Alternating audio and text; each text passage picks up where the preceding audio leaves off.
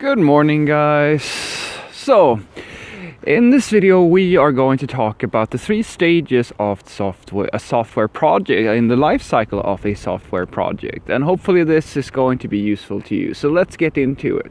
Now, what's the first and foremost thing we need to talk about? Well, the first and foremost thing we need to talk about is the proof of concept. That's where you're all going to start out if you're starting to build something from scratch, which you most likely are. And that's where I think that the most amount of people kind of get stuck. It's actually like 50, I think it's 15 out of 20 startups that never make it to the next stage.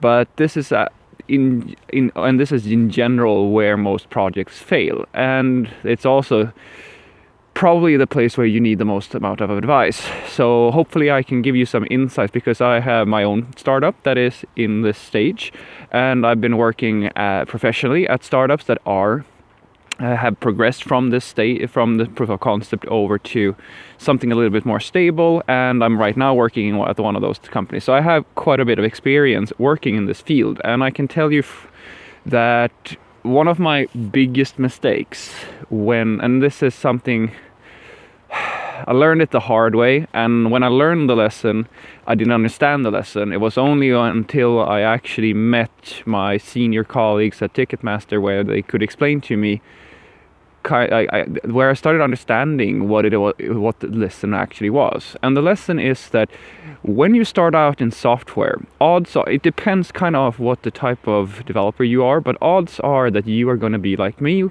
or like the person I was. And you are going to be very focused on writing high quality software. You're going to have been listening to Martin Fowler, Kent Beck, and all these superstar programmers, Uncle Bob and so forth. And you're going to watch all these tech talks, and you are going to be convinced of different best practices in programming, and you're going to follow them, and because you want to write good software. The issue is that you don't know what they're talking about. You have no point of reference. I can tell you one of the most important eye-opening things for me as a software developer was when I realized that most of the tech talks out there that are talking about best practices, clean code, they're talking about testing, they're talking about how to create a good sustainable project. They're talking about projects that are in at least stage 2. At least, because you can simply not afford to do all these things. I spent almost probably 2 years writing a code base for a startup. According to all these practices, I had full test coverage, I had microservices, I had everything, like in terms of best practices for that time. And it took absolutely ages. In the same amount of time it took me to build all of that stuff as a single developer, most of the people I talked to who have their startup, they were already having discussions with possible investors. They had discussions about, possibly getting some investment and actually taking their project from a proof of concept to the next stage. And that's what you need to take away from this. When you just start out, speed is everything. It just has to work well enough so that you can get some traction and get an understanding of if the project is going to be sustainable. Because the thing is, if you invest like hundreds and hundreds of hours into building something like a proof of concept, and it doesn't turn out to be like, you need to tweak it or you need to change it because you don't have all the information, right? You don't have a clear direction of what's going to take you to building something truly great. All these changes, all that, it takes a lot of time and resources, and you don't have that when you start out. That's why it's so the purists out there, they're gonna hate it, but I hope that the experienced programmers who are watching this can agree with me when I say that in the beginning you don't have to do all these best practices. You don't have to do testing and all that stuff. You just need to get things up and running, hack it together, and go for speed, because it's costing you nothing. That's in the proof of concept stage. You just need to get things quickly up working well enough. Don't talk about performance, don't talk about testing, don't talk about anything like that. Just get it working so that people can understand the idea that you're pitching them and see a value in it. And when you see that you're actually getting some interest, and maybe you're getting some money, you're getting resources or a buzz around the thing you're building, that's when you start thinking about going to the next stage. And the next stage is where you actually have the startup. Now you progressed from the proof of concept. Now you have some type of funding, like the next stage of your project. And this stage is the one that you're going to stay in the longest, if you ever even make it to that stage. And that stage is when you are a official startup. In other words, you are a company with a budget, but you don't necessarily have a stable project. You don't necessarily have a stable revenue stream or something like that. Now you come into the situation where you need to create that.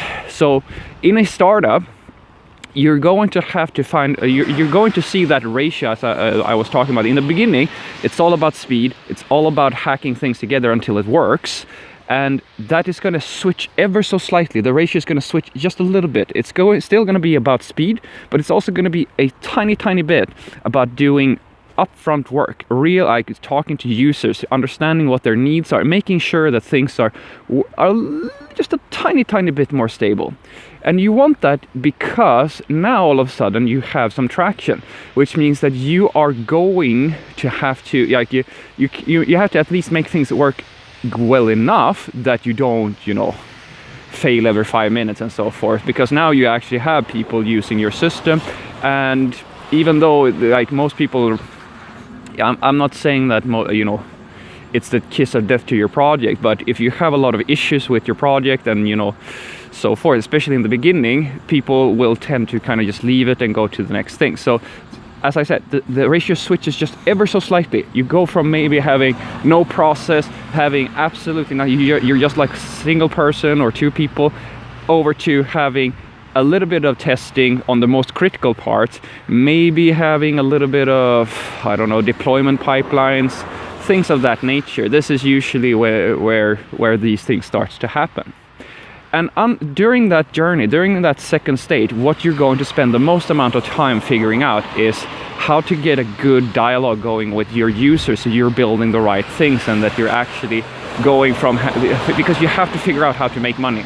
The company will not survive unless you figure out a way to start earning some, and you can do this in many ways. You can do it through investors, you can do it through actually selling goods or services or having subscriptions. There's tons of ways. That's actually, believe it or not, it has more to do with the business than it has to do with the code.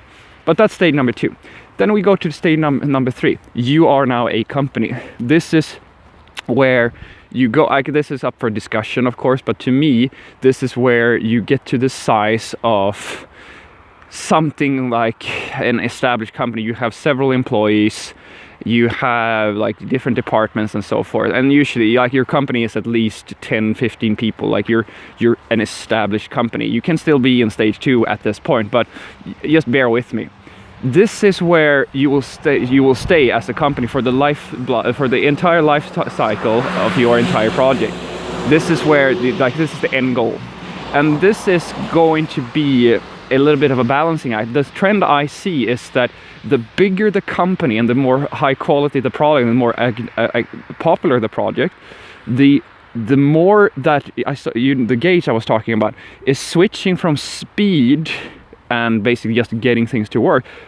It goes from that over towards more slower processes, more people being involved, and there being more focus on quality. Basically the upfront work, all the administration, all that stuff, all the grooming, all that takes more and more precedence, and you basically go from being very quick as a very small company to being a large corporation, which takes a lot of time when it comes to it takes a lot of time to develop things in a large corporation, because more and more people are involved, but also in general, at least that's the idea, the quality of the project goes up because you have more people with a lot of experience, like dedicating more and more time and more resources. That's usually the trend I see. Like really large corporations usually have two things. They have the money and they have the quality. Small companies have speed and innovation in general. Now this is just, just a general take on matters. But that's usually, I see the ratio. So and the thing I want you to take away from this is that when you begin, it's all about speed and delivering value. And that switches over to quality and stability over time. But don't start that way, because you cannot afford it. You will not be able to deliver high quality, high value product. I mean, if you're trying to build a new platform, such as the ones that are like Facebook or Google or whatever they're shipping, don't even try to build something as fancy as what they have, because they have hundreds of people creating these things, and you are most likely just a single person. So start with what I was saying. Get the thing up and running as quickly as you can, try it out, and then see if you can switch over and progress through these stages. That's at least the way that, in my experience, things work in the IT world.